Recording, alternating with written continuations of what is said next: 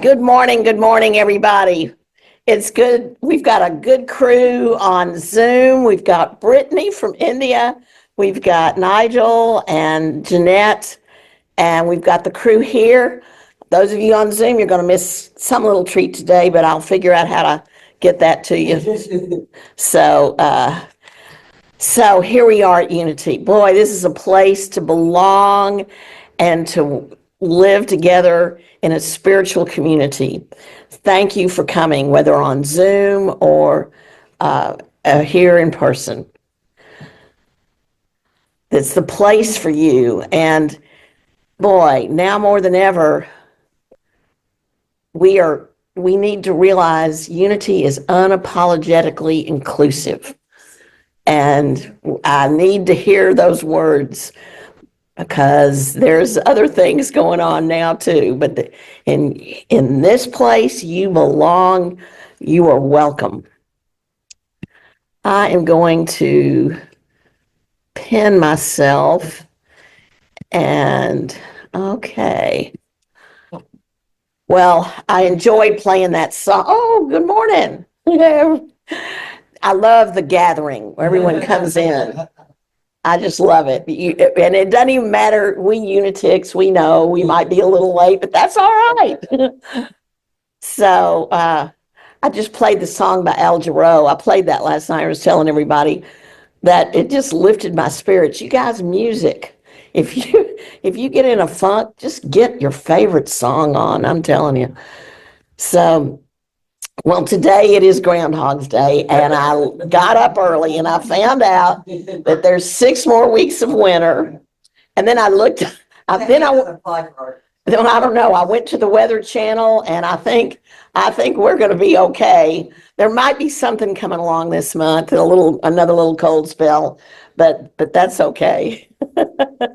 So anyway, so let's remember who we are at Unity. And one thing that we do is we have our daily word, our Christ candle, our affirmative prayer. So Angel, would you come light the Christ candle for us? For every being, Christ's light shines through each of us, illuminating the world around us. Each one of us is a keeper of the light. As we light our Christ candle, we remember that Jesus Christ said, "Let your light shine." For each one of us is given a light to keep and to illuminate the world. You are a radiating center of the Christ light. Your spirit is a contagious influence for good. It is the greatest gift you can share with the world. You just have to remember that each and every moment, every day, that we have light. We are the light. So let's say our opening statement together. Together, there is only one presence and one power active in my life and in the universe. God, the good, the omnipotent. Travis, would you do the daily word for us? Good morning. Oh, I didn't change this. But Good morning, everyone. Yeah, so this morning from the Daily Word, I'm actually going to read Paul Hasselbeck's Absolute Daily Word. I liked it a little bit better, and I talked to Jeannie and Russ, and they said it was okay. And it's still look ahead. Look ahead. I look ahead with joyful anticipation. So it's a little bit, okay, that is different. So many things. I look ahead with joyful anticipation. So many things can pull at my attention, the things I must attend to. Meeting the needs of loved ones and my own pursuits and passions require time and consideration. Setting boundaries and working toward goals may sound like dull undertakings, but they are actually aspects of an empowering path to spiritual freedom. I set boundaries to stay on track, and working toward a goal helps me stay focused and stay motivated. I am divine and human. I call upon and claim my power of release to let go of distractions. I engage the powers of imagination in order to set my goals and create plans to achieve them. I use my powers of discernment and will to perceive the best path forward and make the best choices. This is how I give my life meaning and structure, ensuring I will realize my dreams. And the affirmation we can all say together is, I look ahead with joyful anticipation. So let's say it together. I look ahead with joyful anticipation.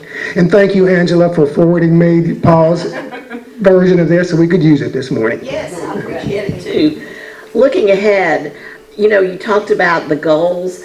Today's theme, February's theme, is going to be clarity, and clarity fits so much with looking ahead. And I know we need to stay in our present moment, but this idea of looking ahead with joyful anticipation instead of it, because it sort of feels a different way maybe to you in this today, but we can anticipate. Yeah? I was going to say. Yes. Also, Today, it is Groundhog Day, but it is also Candlemas. And this is the quarter point. It's the halfway point between winter and spring. So that's one reason why we're feeling this sense of anticipation, because the spiritual world is waking up and it is starting to come up out of the earth and ascend toward the heavens, if you will. It feels a little bit like spring today, a little bit warmer than it has been. It's halfway between the solstice and the equinox. yeah, it's between these quarters. And mostly, if you look, a lot of the, like Halloween is a quarter mark. A lot of the holidays that we have are cross quarters. Oh, wow. There's a reason. There's great. Nothing's by accident, y'all. It's all by reason. Spirit is at work. Okay, good. Russ reminded of this last week that affirmative prayer is the most highly accelerated mind action we know. It steps up our mental action until our consciousness can synchronize with Christ's mind. So let us have a moment of prayer together. So we begin with deep, intentional, relaxing breaths, centering ourselves in the infinite love that resides within my heart and in this universe. With each breath, I draw from the well of divine love, feeling it flow through my entire being. Because that is our true center. As I exhale, I send out my love to this community, to our family members in foreign lands, to everyone in the world, all those that are dealing with the tragedies that occurred this week, or just whatever challenges you have. Let us send out that love and light. As I breathe deep and consciously, I quiet my mind and open my mind. I say to my thoughts and emotions, let there be peace. Just settle for a moment. I feel peace from within. So that peace and love, it gently, gently fills my mind and heart. And from this peaceful, loving place, I notice my worries and concerns. Appearances may seem grim. Oh, but take a breath. In the depth of my heart, I know that God is wisdom, understanding, and order.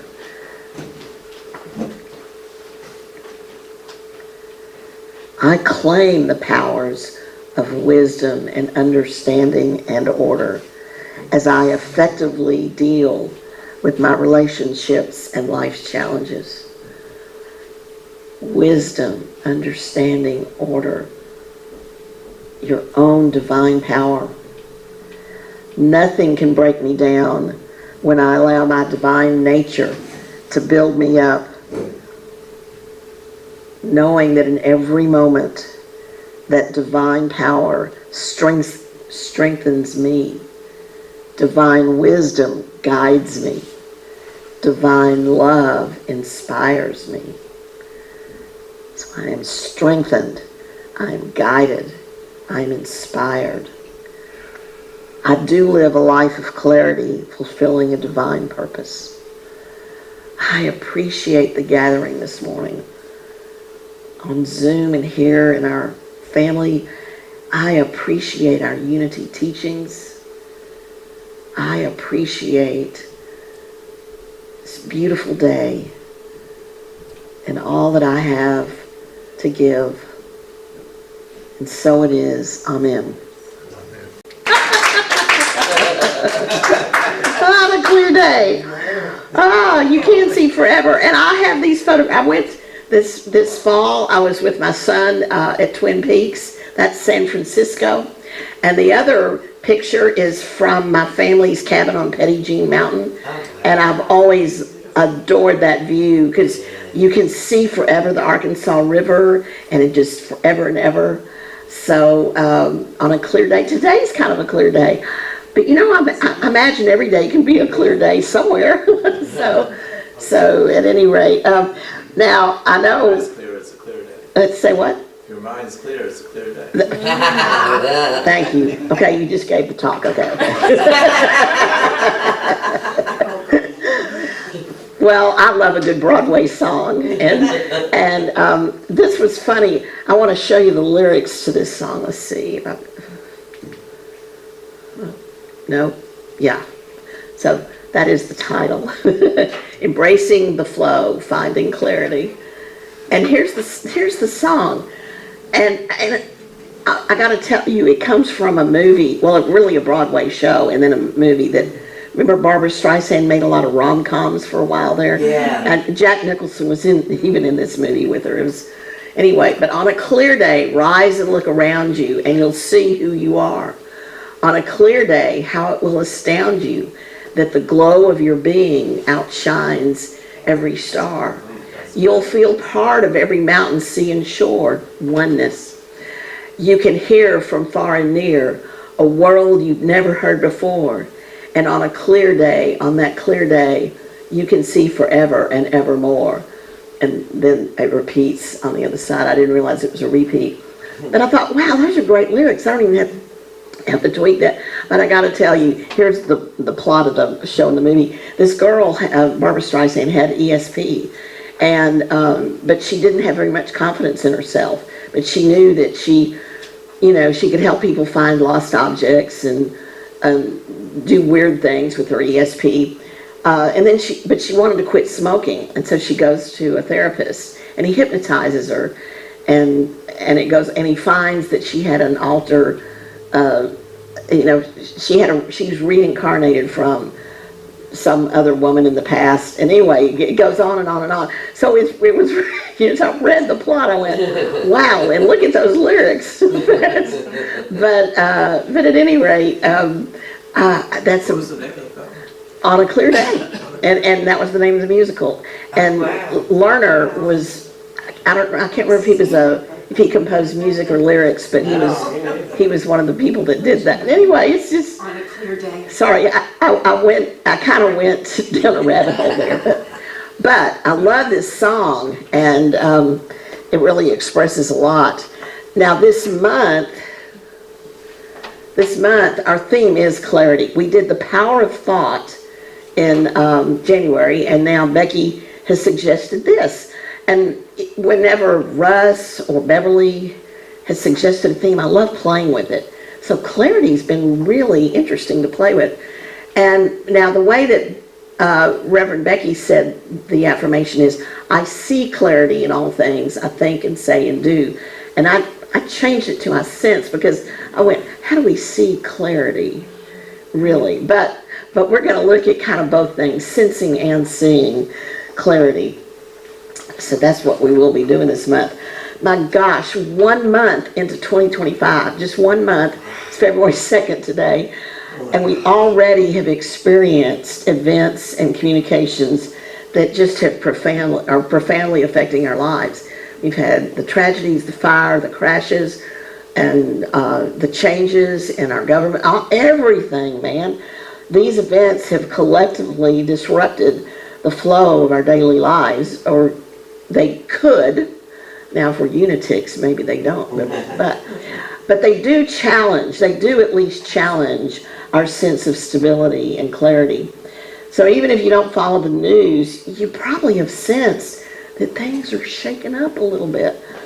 So we do need clarity. Well, how do we sense it? So I was thinking of where do I sense clarity? So hey, you put on your readers, and wow, suddenly you can read the menu or the book. And I mean, I used to do exquisite needlework and didn't need them, and I couldn't understand how people couldn't thread a needle, and now I get it. I need this clarity.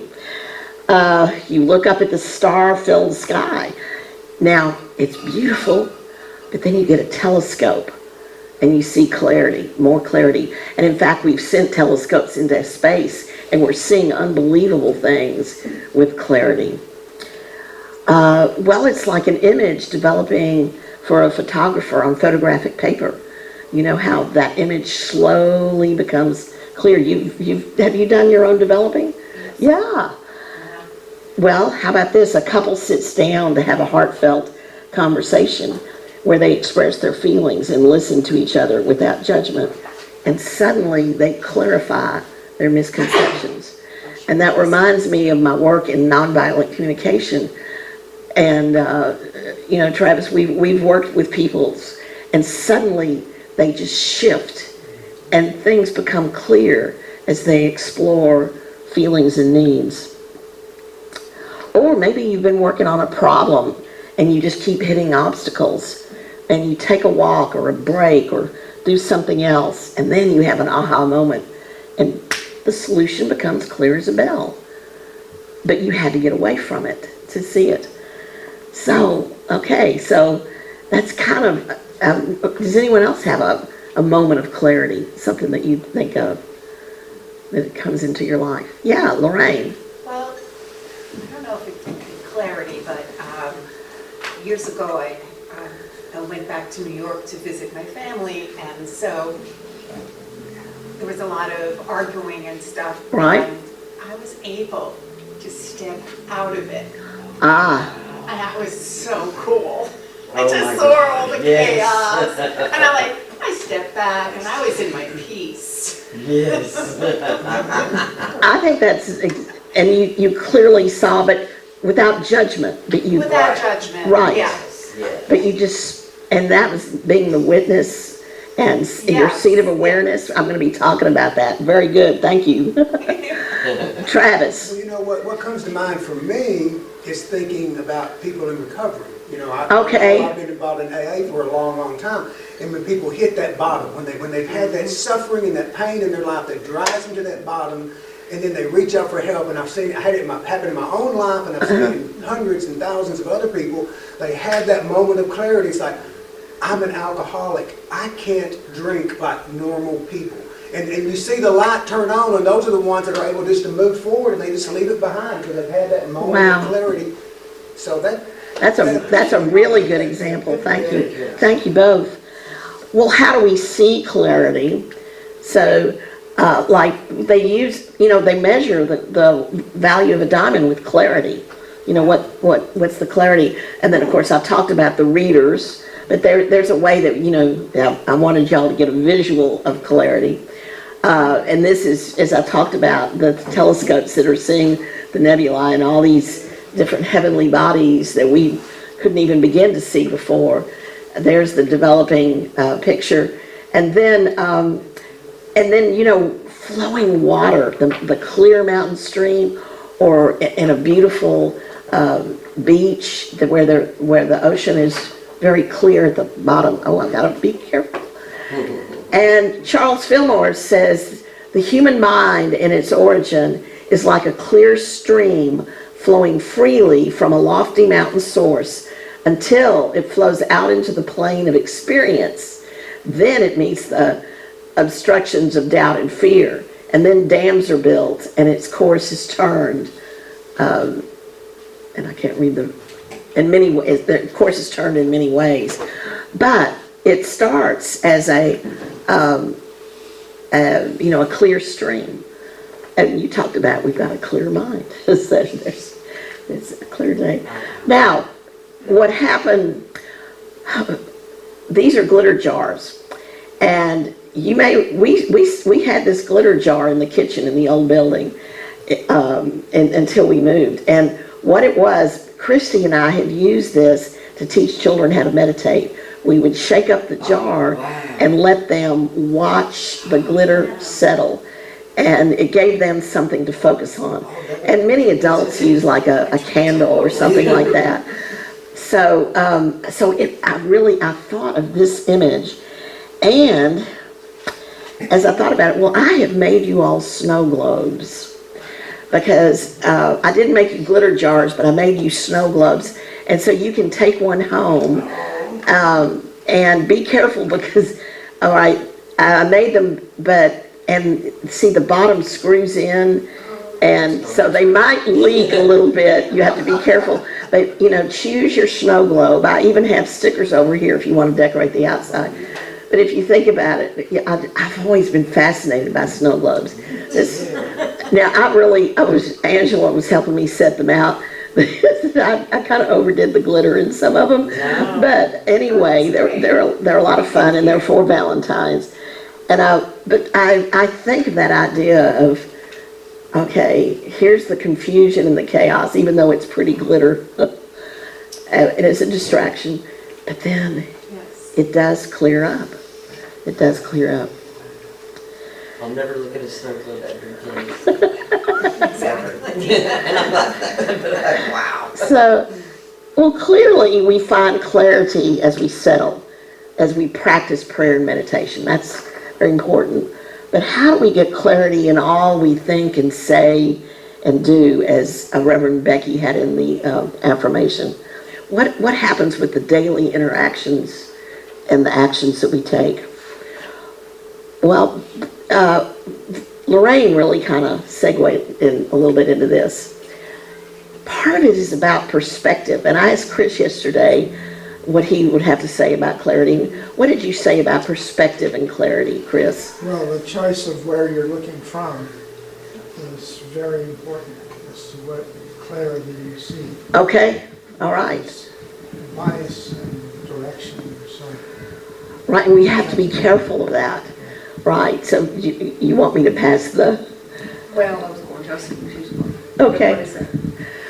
So, all right, so take a look at this drawing. This is the cone in the box, and this is a geometry thing for me, the math teacher. All right, there are two peepholes, one at the top and one on the side.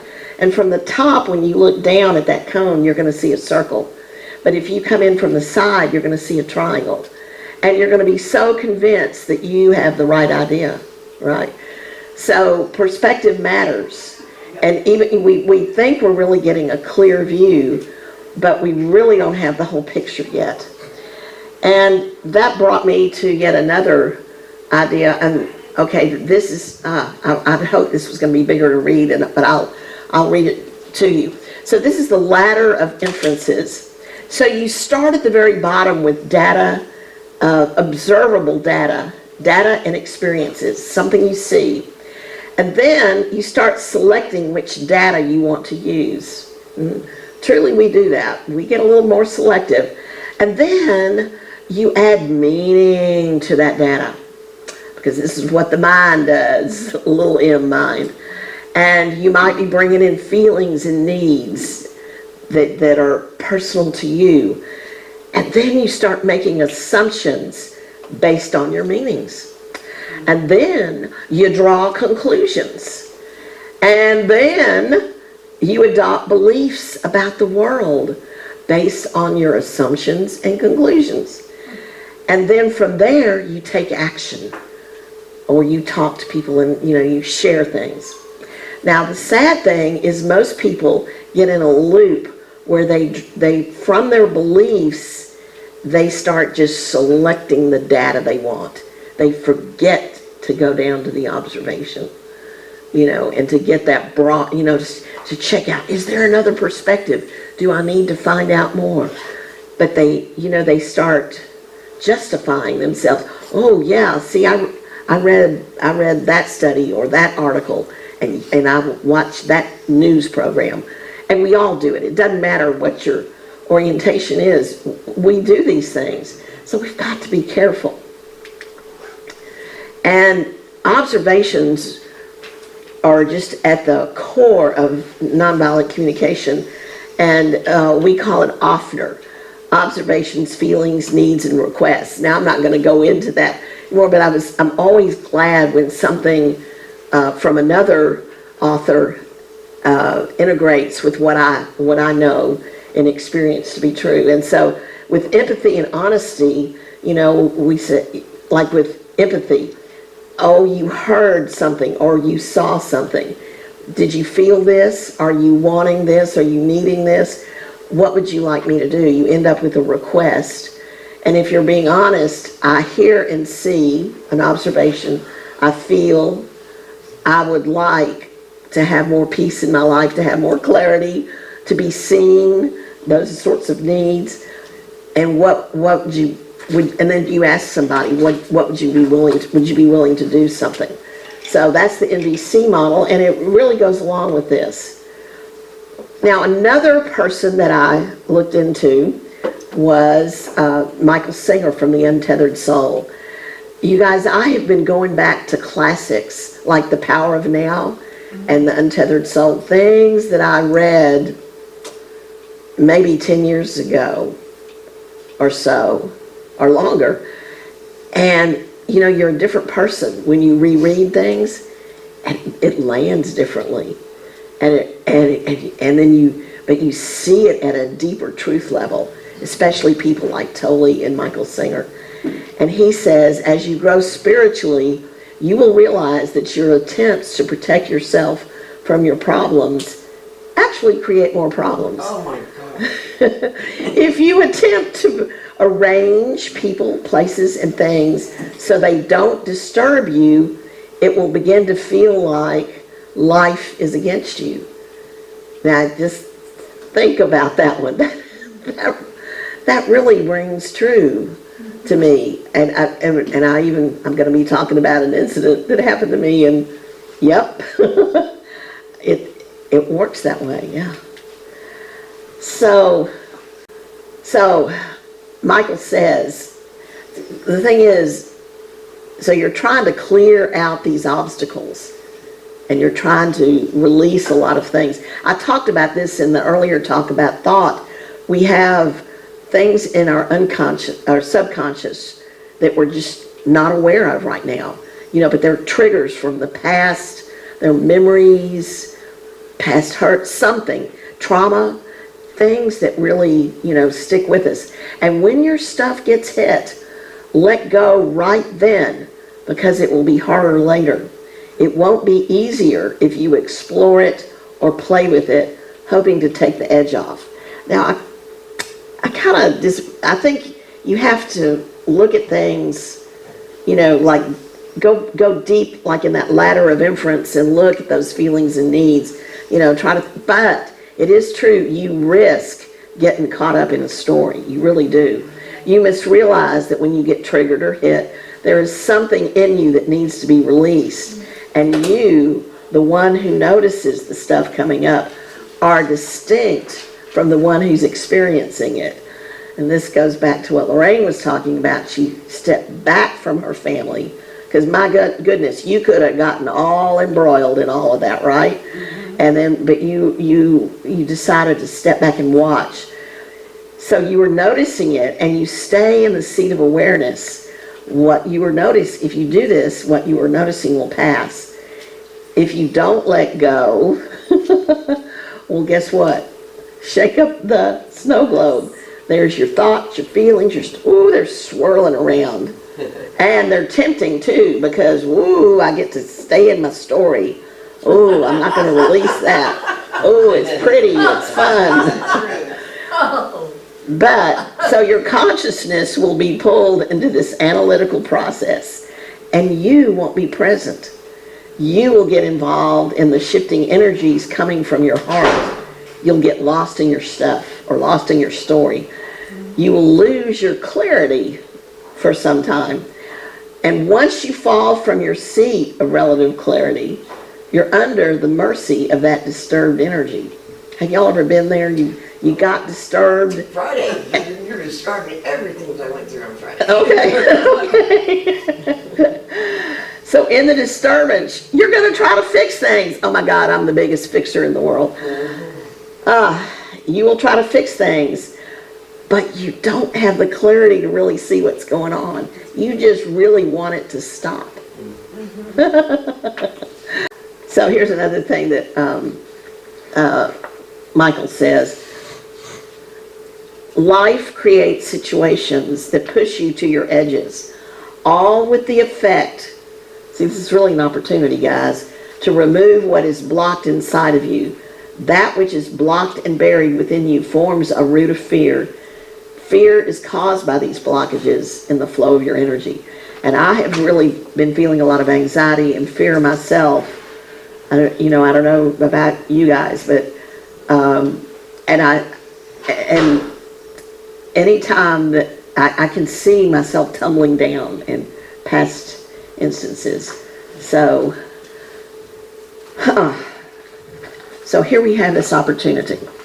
Well, let me make sure. Oh, no, that's the end. Okay. So, well, this happened Friday night. I got on the phone. I wanted to check on a good friend of mine. And yes. Your slide change. Oh no, I wanted it there. Okay. Okay. I got something different going on here. All right. My interruption. I just need to be seen over here, I guess. Oh, thank you. Okay. I hope it went back. Okay, we'll see. Okay. All right. So Friday night, so I'm having this phone conversation. Well, a lot's going on in the world and in our country. And so we got into the biggest commiserating session you've ever heard. And we were trying to top each other. Well, did you hear this? And did you hear that? And did you know this? Oh my gosh. And I was really feeling yucky. And I was kind of watching myself, but kind of not, because I kept stepping back and stepping back in. Have you ever done that? Yeah. I go, this is really getting us anywhere, but oh, it's so much fun to do this. I'm telling you, that little snow globe, I'm telling you, that's pretty. So anyway,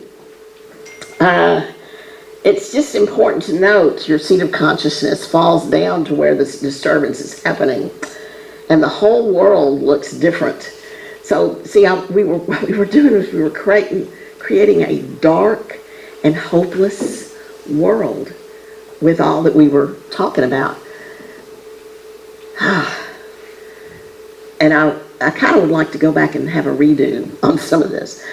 But getting involved in the darkness does not dispel the darkness. It feeds it. So Michael Singer say, stay open and let it go. Stay open. Let your heart stay open. Let it go. Let it go. Well, also in this conversation, it wasn't all just darkness. She was sharing with me how she's trying to help migrant families in Southwest Little Rock know their rights if ICE comes to them or if anyone confronts them. And ACLU, evidently on their website, they put up things that people need to know in those situations. And I thought, well, that's just a really positive step. That is truly helping someone. And also, she said, well, what is Unity doing about this? What's happening at Unity? What is being said on Sundays? And that just really put me on the spot. I'm just being real honest with you all, and I had to really think what I was going to say. And I thought about our recent talks and our activities that are going here, and I just had to really pause. See, Unity is not really a political movement, right? The Unitarians are more socially active, but it's not that we bury our heads in the sand. We just encourage, and we believe it's an inside-out job.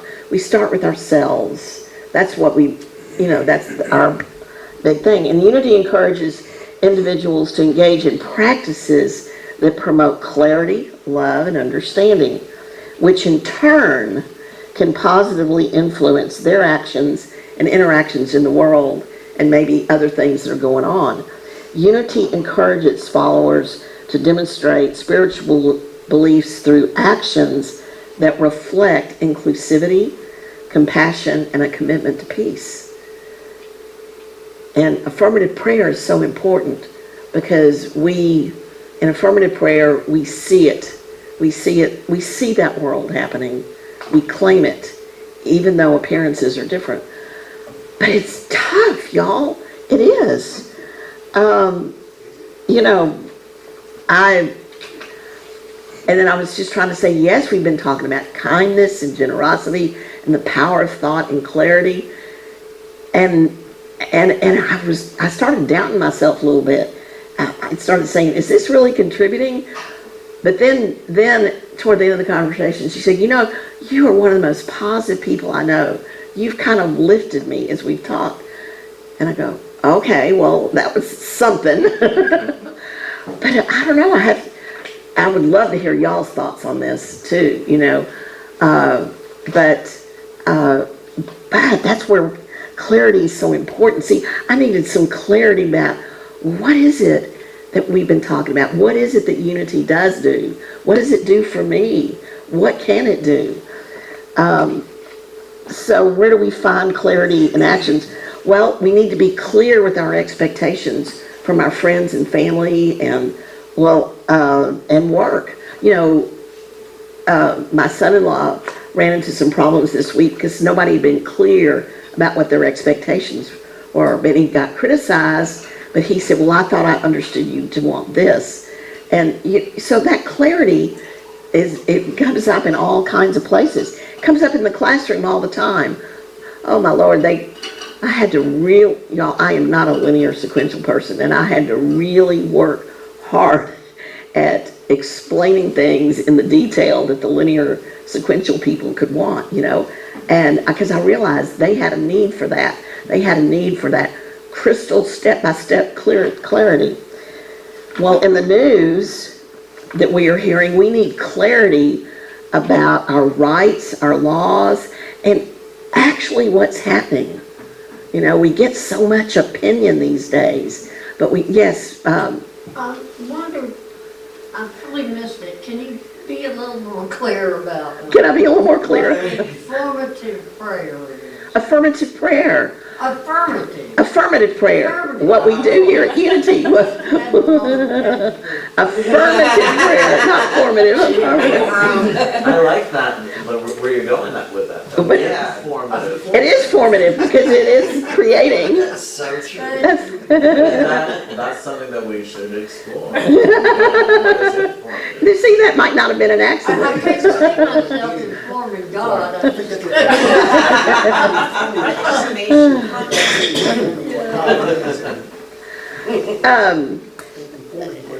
So going back to some clarity in prayer and what I say, yeah, really. Perfect.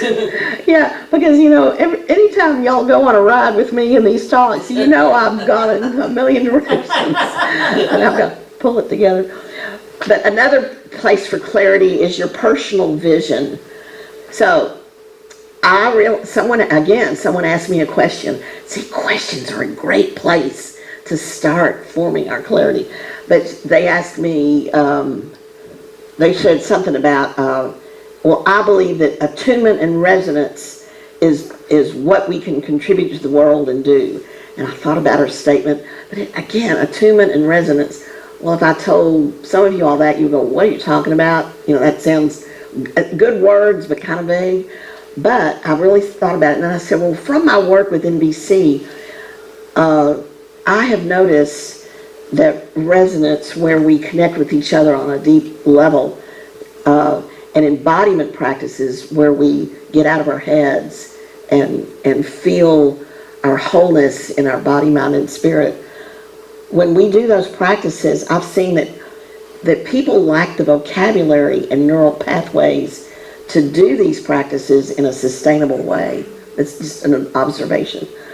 And so that is the beginning point of their work then, is to figure out how to, to learn what the practices are and then sustain them.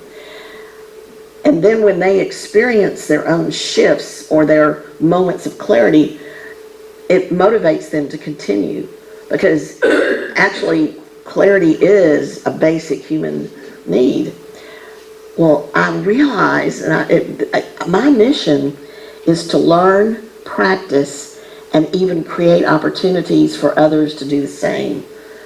And so, like, we're doing the Monday night self-care club, and our theme is embodying joy, and we're gonna do some of these practices.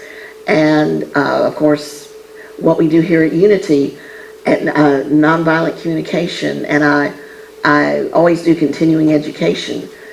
So I'm continuing to learn, but then I've got to share it. Now, you see, that was my personal vision and mission statement. And I wonder if y'all ever participated in one of those, but it is really cool when you can get that clarity. And in fact, Russ is going to love this.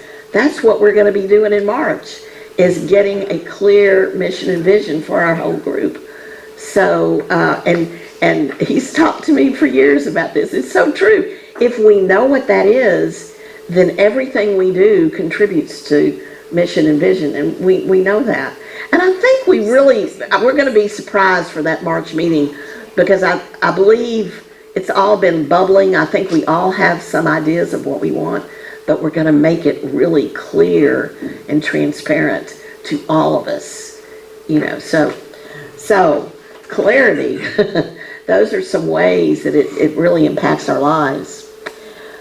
Well, now I want to close with an archived daily word and some words from my dear mentor, Robert Gonzalez. Let's see, which one do I have first here that I decide? Well, I think I'll start with Robert Gonzalez first. I was in a life program with him, and it was a spiritual side of nonviolent communications. And so Robert says, I want to enter life authentically and compassionately. First and foremost, I develop experiential clarity. I cognitively am able to distinguish that all the thoughts that I have, all the evaluations that I have, and all the judgments are simply an emanation of my thinking mind and how it captures me experientially when I'm lost in it. The more I can develop the clarity, the more I can distinguish and not get caught into it, and clearly observe facts as they are and not as the story I tell myself. And there's a little more. Clarity, think about this. Clarity is the foundation for compassion and empowerment. Until I have clarity, I don't have the inner spaciousness of heart to be able to feel into the compassionate space. Compassion emerges from clarity because it requires the space that clarity provides. Clarity creates spaciousness. It allows me to be open and vulnerable. The vulnerability creates a real strength, my authenticity. That is what empowers me to live in the way I want to live this life, authentically, with clarity and compassion. That just knocked me off when I read it again. So I should put that in the newsletter, Travis. Now, to close, would someone be willing to read? This is from let me get this off for a minute. Oh, I'll put it like this. Would someone be willing to read this? Okay, good.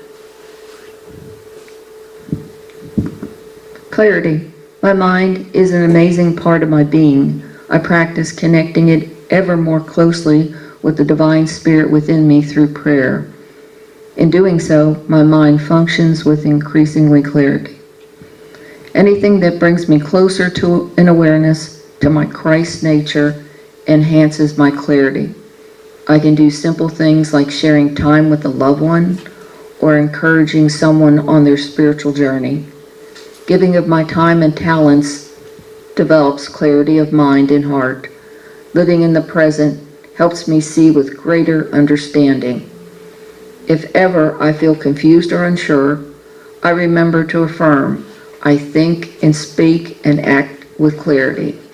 I take the words into my mind and heart and let them sink in. My thoughts and actions are my proof. And then it says, then Jesus laid his hands on his eyes again, and he looked intently, and his sight was restored, and he saw everything clearly. Mark 8:25. One of the healing stories in the gospel. This was an archived daily word, but this struck me as well. Clarity in our Christ nature. Clarity and compassion and authenticity. Judy, can I share something? Yes. Yeah, Angel's got a... Y'all will forgive me. I'm feeling this really moving for me to say this. And part of it is because I really, I know I touched your pain that you're feeling over this. And for me, the question is, what do I need to be clear about? Uh-huh. And I'm really glad you did this old daily word. Charles Fillmore said, I am an individualized expression of God. And Paul Hasselbeck changed that, I am the presence of pure being emanating the Holy Spirit of life, love, and wisdom. And I need to be clear that that is true for me and for you and you and you and you and you. It's true for all those billions of people in India, where Brittany is right now, who are suffering abject poverty. They are individualized expression of God. They are emanating the Holy Spirit of life, love, and wisdom in the midst of their suffering and their hardship. And what's going on in this country now, what's happening, we have to understand that we are all on our karmic destiny. And when I get clarity, I don't have to feel sorry for these people. I can support these people in the way that they need to be supported, in holding a vision that they are created in the image and likeness of our Creator. And that they have that Christ spirit, and that whatever they're going through, they are developing their souls and their spirit. That does not mean that we don't do everything we can to ease their suffering, to ease their pain, because that is our job. We're being called with our destiny to have compassion for those who need compassion. If I'm trying to get clear on the political situation, on the economic situation, on the social issues in life, there will never be clarity in my mind. Because that's up and down, up and down. It tick-tocks back and forth. I can be clear of the central way, which is the Christ way, the Christ of my higher self. So, thank you. Thank you, Travis.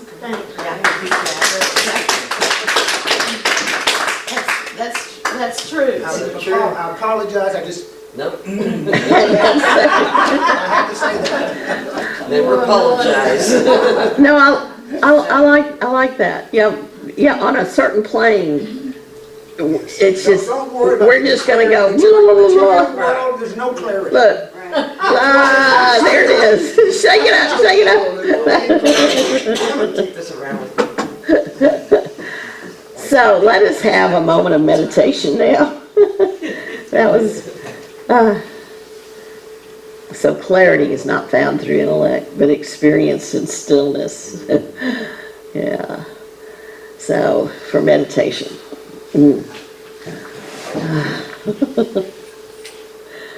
Okay, let the snow globe settle. Here we go. Breath flowing in and out. Through my breath, I sense the power. Oh, the power of this moment, all the sharing we've done. I feel that love. I feel that mutuality. I breathe intentionally, fully. Whole body breath. I Feel faith enliven my cells, love enliven my cells. Now feel strength in your spine, the standability. I focus on the splendid order of my body working for my vitality. A heart beating rhythmically and steadily. It's the center of love, center of me. Let your mind and heart release all that disturbs you. Oh. Let us find that stillness and let all the fretting of your body and all that surrounds it, let it become still. Let the earth and sea and air be still. And then think of spirit streaming, pouring, rushing, shining into you, through you, and out from you. Ooh, feel the light coming in, feel, ooh, yeah. Focus your attention on your solar plexus, the third chakra, and imagine a yellow spinning energy. Think Om as the wisdom spins, and affirm. I shine a yellow light through the solar plexus. I bathe in it and radiate the brilliance of divine wisdom. Spread that yellow sunlight of wisdom throughout your body and radiate it out